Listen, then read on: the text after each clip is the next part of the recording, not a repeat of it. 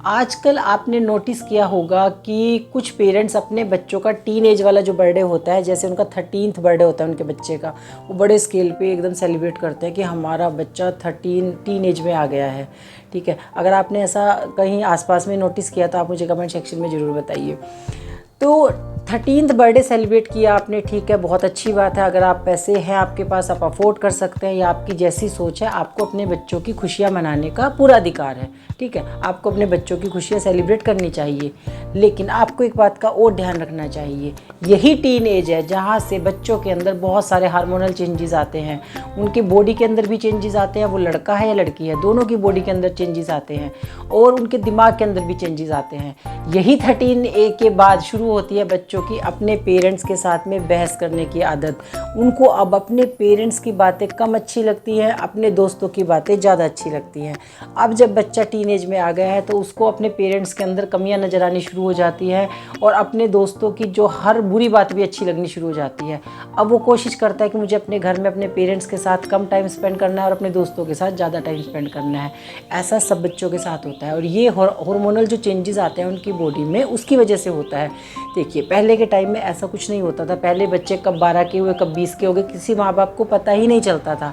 लेकिन ये सब चीज़ें आज के टाइम में हो रही है। कहीं ना कहीं इसके लिए फ़ोन, टीवी, सोशल मीडिया जिम्मेदार है, क्योंकि जैसा हम देखते हैं, जैसा हम सुनते हैं, वैसे हम बनते हैं। वो बच्चे आज के टाइम में हर वो चीज़ देख रहे हैं जो कि शायद उन्हें नहीं देखनी चाहिए। हर टाइप की वो मूवी देख रहे हैं, और आप सोचते हैं अगर बच्चा कार्टून देख रहा है तो कार्टून में भी हर वो चीज़ आ रही है जो कि बच्चे को पता नहीं होनी चाहिए। तो आज की उम्र में ना बच्चे को उम्र से पहले सारी बातें पता हैं। तो इसके लिए सारी चीज़ें जिम्मेदार है, घर का माहौल भी जिम्मेदार है, टीवी, सोशल मीडिया, सब चीज़ें जिम्मेदार हैं।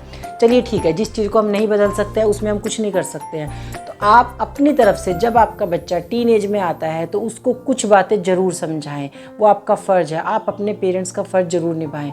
सबसे पहली बात जो आपको अपने बच्चे को समझानी है वो ये समझानी है कि अब आप टीन एज में आ गए हो, अब आप बड़े हो रहे हो। अब आपका ध्यान आपकी जो सुंदरता के ऊपर नहीं होना चाहिए, आपके लुक्स के ऊपर नहीं होना चाहिए, आपका ध्यान होना चाहिए आपके करियर के ऊपर। यही से ही शुरुआत कर देनी है आपको कि आगे मुझे बड़ा होकर क्या बनना है, मुझे किस फील्ड में जाना है, मुझे उसके लिए मेहनत करनी है। देखिए, आज के टाइम में ख़ास तौर पे मैं लड़कियों की बात करूँगी, 12-12, 13-13, 14 साल की लड़कियां हो जाती हैं, और उनको मेकअप का, फैशन का इतना शौक़ हो जाता है, इतना क्रेज़ हो जाता है कि मतलब उनको लगता है कि मैं हर समय सज संवर के रहूँ। आप देखिए, सलून में जाके देखिए, आप 14-15 साल की लड़कियाँ हर वो मेकअप प्रोडक्ट यूज़ करवा रही हैं अपनी बॉडी, अपनी स्किन के ऊपर, जो कि उन्हें नहीं करवाना चाहिए। शायद उन्हें समझ ही नहीं है कि इस उम्र में अगर वो इतना ज़्यादा मेकअप यूज़ करेंगी तो बड़े होकर उनकी स्किन ख़राब हो जाएगी।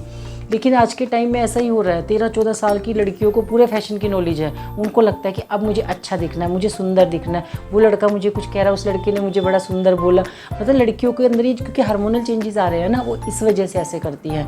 तो यहाँ पर पेरेंट्स की जिम्मेदारी बनती है अपने बच्चे को समझाना, सही रास्ता दिखाना। अपने बच्चे को दिखाइए, लुक्स के ऊपर ध्यान नहीं देना है। जो आप जैसे हो वैसे ही आपको बन के रहना है। अपने लुक्स तो आप बड़े होकर भी चेंज कर ही लेंगे, जैसे भी आप हैं। लेकिन अगर आप पढ़ाई में कुछ करेंगे, अपने करियर में कुछ करेंगे, वो टाइम बाद में चला जाएगा, वो टाइम बाद में नहीं आएगा। तो अब आप बड़े हो गए हो, आपको अपने लुक्स के ऊपर ध्यान नहीं देना है, आपको अपने करियर के ऊपर ध्यान देना है। आपने पिछले दिनों 10th क्लास की एक लड़की का जब रिजल्ट आया था, प्राची का, आपने उसके लुक्स को देखा होगा। उसको बहुत ट्रोल भी किया गया था क्योंकि उसके फेस पे अनवांटेड हेयर है। लेकिन उस लड़की ने पढ़ाई में टॉप किया। आज उसकी अखबारों में फ़ोटो है, सोशल मीडिया पे चारों तरफ वो लड़की छाई हुई है। अगर वो अपने लुक्स के ऊपर ध्यान देती तो क्या पढ़ाई पे इतना ध्यान दे पाती? आप मुझे बताइए। जो लड़कियां छोटी उम्र से ही अपनी मेकअप के ऊपर ध्यान देने लग जाती है, नेल एक्सटेंशन करवाने जाना है, हेयर कटिंग कराने जाना है, तो क्या उनका ध्यान पढ़ाई में उतना ही रहेगा? उनका ध्यान भटक जाता है। अब ये जो लड़की है प्राची, उसने यही बात बोली थी। उसने बोला था कि मैं अपने लुक्स तो कभी भी ठीक कर लूँगी, लेकिन जो मेरे पास ये मौका है पढ़ाई करने का, उस मौके को मैं नहीं गंवा सकती थी। आज देखिए, उस पढ़ाई को मैंने आज अच्छे से किया तो आज मेरा नाम चारों तरफ है, आज मेरा अखबारों में फ़ोटो है। आप अगर आपने वो नहीं देखे, उस लड़की के बारे में आप ज़रूर पढ़ें, और अपने बच्चे को भी पढ़ाएं, जिससे कि उसको समझ आए कि लुक्स मैटर नहीं करता है, आपकी काबिलियत मैटर करती है। तो आप अपने बच्चे को ये बात ज़रूर समझाएं। दूसरी बात जो आपको अपने बच्चे को समझानी है वो ये समझानी है कि गलतियां हर इंसान से होती है। छोटी उम्र है, बड़ी उम्र है, हर इंसान गलतियां करता है। लेकिन हम अपनी ही गलतियों से सीखें, ये हर बार कोई समझदारी नहीं है। कई बार क्या होता है ना, हम बच्चे को समझाते हैं ऐसा काम मत करो, ऐसा मत करो, लेकिन बच्चे करते हैं।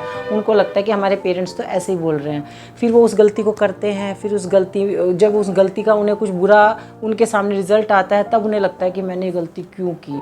लेकिन आप अपने बच्चे को समझाएं कि आप अपनी ही गलतियों से सीखें। ये बहुत अच्छी बात भी है, लेकिन ज़रूरी नहीं है कि आप अपनी ही गलतियों से सीखें।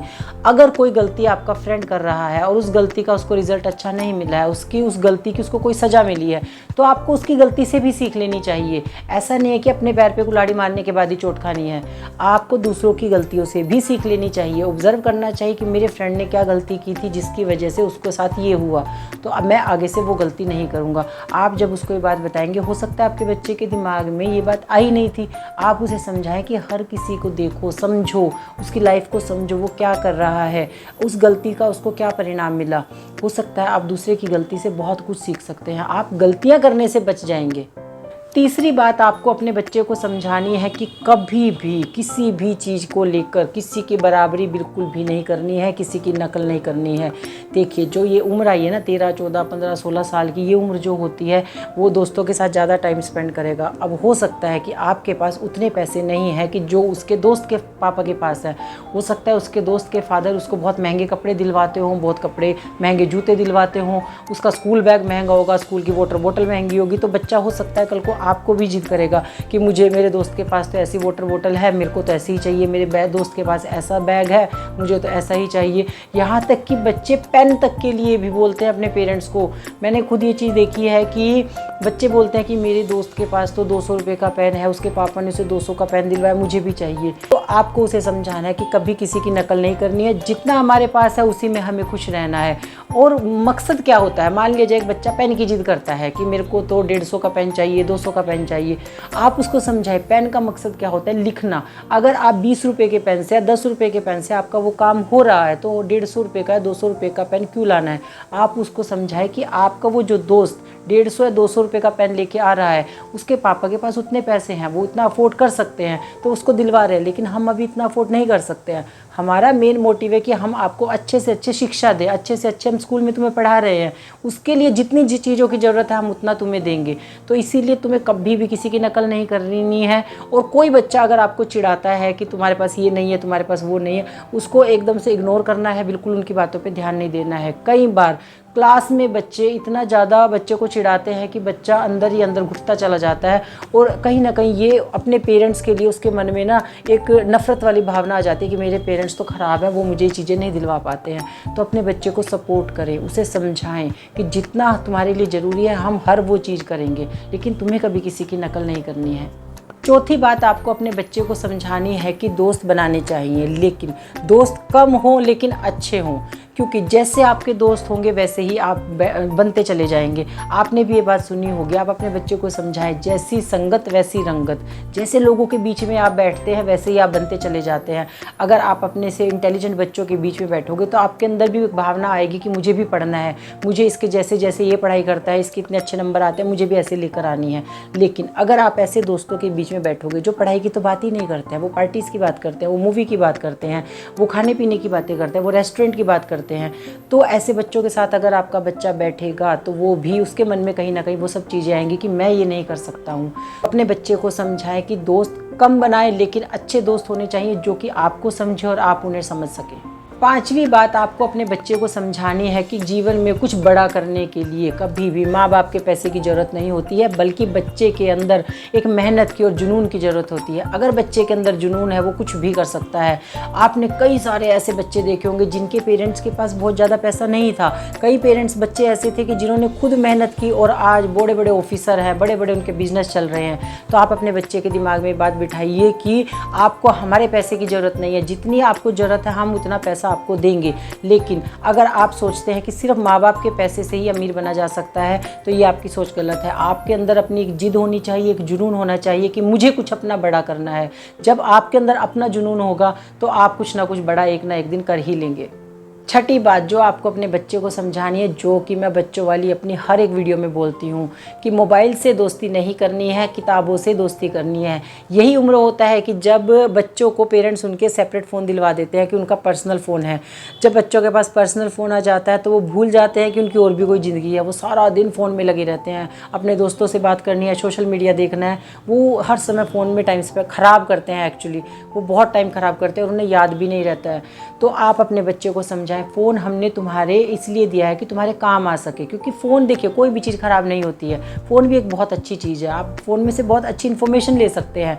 तो आपको अपने बच्चे को समझाना है कि फ़ोन आपके यूज़ के लिए है, आपको किताबों से दोस्ती करनी है। जब आप किताबों से दोस्ती करेंगे ना, किताबें आपको कहीं ना कहीं तो पहुंचा ही देंगी, लेकिन जब आप फ़ोन से ज़्यादा दोस्ती करेंगे तो फ़ोन आपको कहीं नहीं पहुंचाएगा, बल्कि आपको और नीचे ले आएगा। तो ये बात आपको अपने बच्चे को अच्छे से समझानी है कि दोस्ती फ़ोन से कभी नहीं करनी है, दोस्ती किताबों से करनी है। जब आप किताबों से दोस्ती करेंगे ना, तो आप देखिए आपके अंदर एज ए ह्यूमन बीइंग भी बहुत सारे चेंजेस आएंगे। जो ये आपकी उम्र बढ़ रही है, उस उम्र में भी आप बहुत अच्छे काम करेंगे, बहुत अच्छी बातें सीखेंगे। इसीलिए किताबों से दोस्ती करनी है और फ़ोन से दोस्ती नहीं करनी है।